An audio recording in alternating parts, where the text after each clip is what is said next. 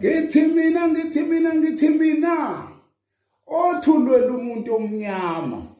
ayibafana ngoba ngani ngaboni ukuthi into engekho leyo kade ke ngangisho le ngithanda ukukhuluma ke nabantu abangadli ngepolitiki yabo makufika usopolitiki kuwena ubungadli ngepolitiki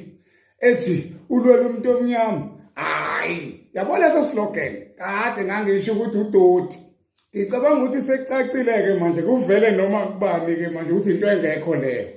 Okwesibili umuntu ozothi ukhuluma ngendaba yomhlaba nalowo usakwenza isilima futhi hayi kancane kakhulu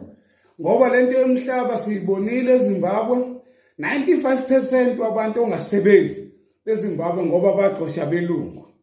lapho uthi osopolitiki bacebile ibona abadla impilo osopolitiki lonto ningayivumi yenzeke la eMzansi lonto leyo oGaddafi le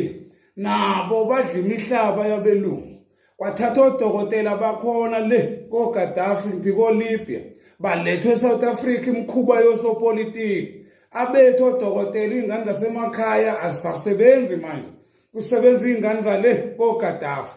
othi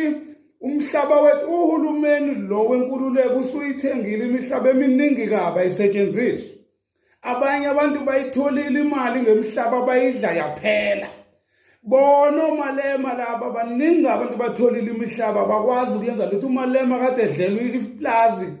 kungekudala othi umhlaba ukwenza isilimo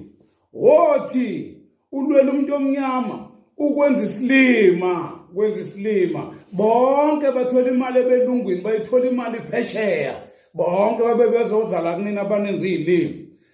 phambili ke ngomlungu umlungu yena ongcono kunomuntu omnyama saphiwa ubudumo nomona into esayiphiwa leyo ngeze siyishintshe leli lizo senibonile kulo 30 years kunokuthi liye phezulu lishona phansi umuntu omnyama ke lo phumani kwasopolitiki abanenza izilimi athi umuntu ulwela umuntu omnyama edlala ngawe kwenza isilimo ekufukuzisa angithi ulithuluzi lakhe wena ukuthi mkhuphula umbekele phezulu phumani kulabo bantu indaba umuntu othi umhlaba ukwenza isilima lo muntu phuma kuyena.